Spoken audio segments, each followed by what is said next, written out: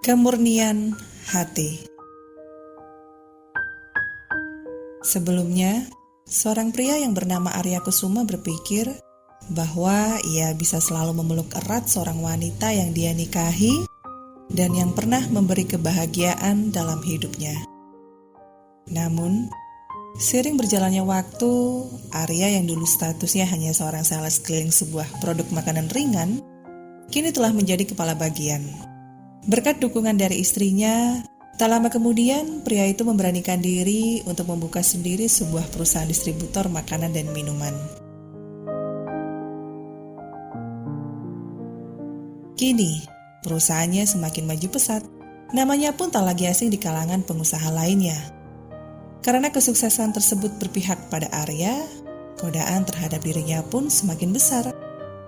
Malam itu, Arya yang merebahkan tubuhnya di samping seorang wanita yang tengah terlelap tidur di ranjang mereka, ia memandangi wajah Laksmi Ayunindya, istrinya. Pria itu lantas mengernyit sambil lalu sesekali menghela napas. Ia menyadari, kini istrinya semakin menua. Tubuh yang dulunya langsing, sekarang sudah berisi. Kulitnya pun kusam, tidak secerah dan selembut dulu kala.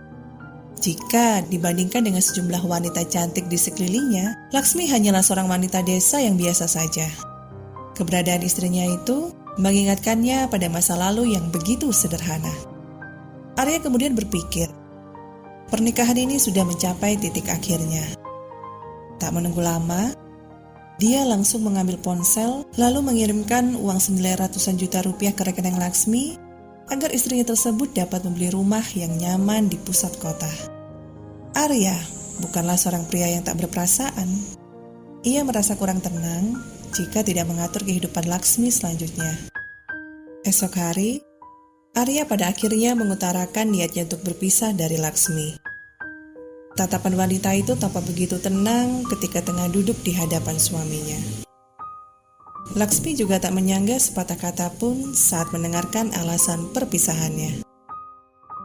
Namun, mereka yang telah menikah 9 tahun lamanya, Arya tahu betul tentang istrinya. Ia tahu bahwa tatapan tenang Laksmi sebenarnya menyimpan rasa perih yang teramat dalam di hati.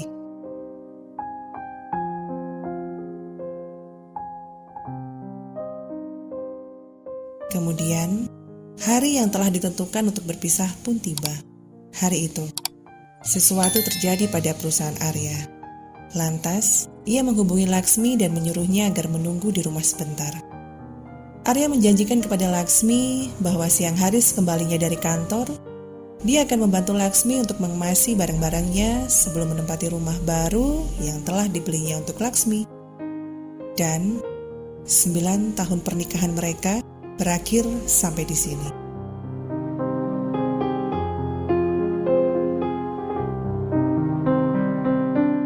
Sepanjang pagi saat Arya berada di kantor, sebenarnya hatinya sangat gelisah. Oleh sebab itu, ia bertekad harus cepat menyelesaikan pekerjaannya. 5 jam setelah dipastikan urusan pekerjaannya selesai, ia segera kembali ke rumah pada siang hari sesuai janjinya kepada Laksmi. Akan tetapi, rumah itu sepi. Laksmi ternyata telah pergi. Di atas meja makan, Arya mendapati kunci rumah yang ia belikan untuk Laksmi, surat perpisahan yang sudah Laksmi tanda tangani, buku tabungan yang nilainya ratusan juta rupiah, dan sepucuk surat yang ditulis oleh Laksmi untuk dirinya. Ini adalah surat pertama yang ditulis Laksmi untuk Arya. Dengan tak sabar, Arya membuka surat itu dan membacanya.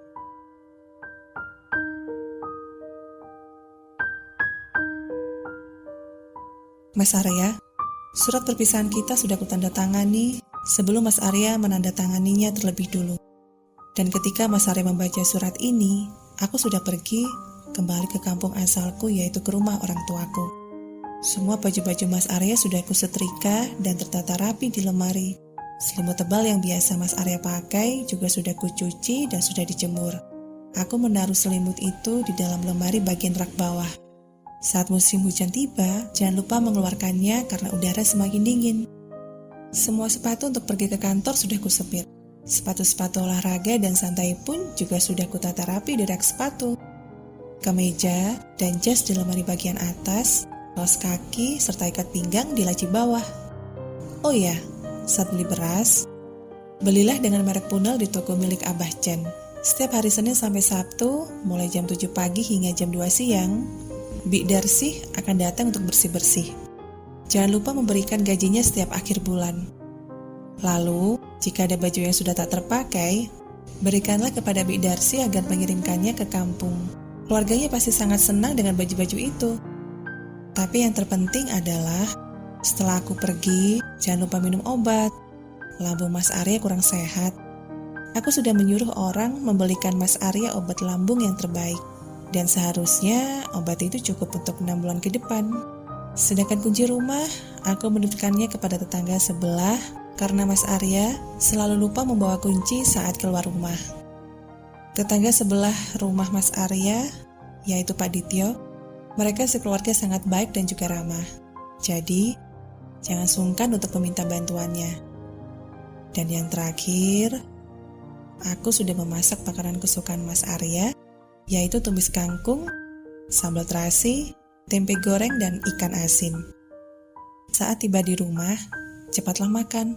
Jangan sampai telat makan, Mas. Setiap huruf yang ditulis Laksmi sangat tidak rapi. Tapi, setiap katanya bagaikan peluru yang menusuk secara bertubi-tubi sampai ke ulu hati.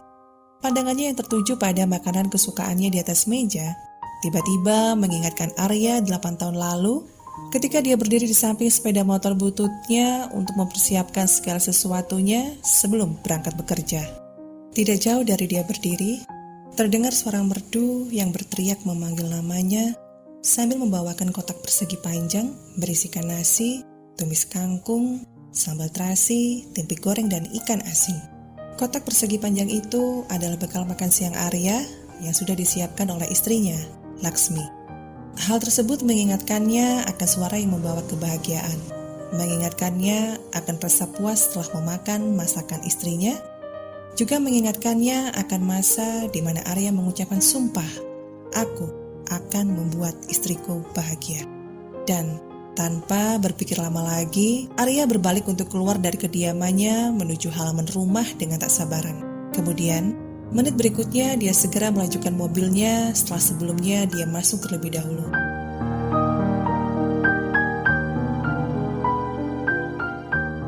Selang 45 menit berlalu, akhirnya Arya sampai di stasiun kereta. Matanya menajam saat berlarian ke sana kemari untuk mencari Laksmi. Tak lama kemudian, tiba-tiba saja jantungnya berdebar kencang tatkala mendapati Laksmi hendak masuk ke kereta menuju kampung halamannya.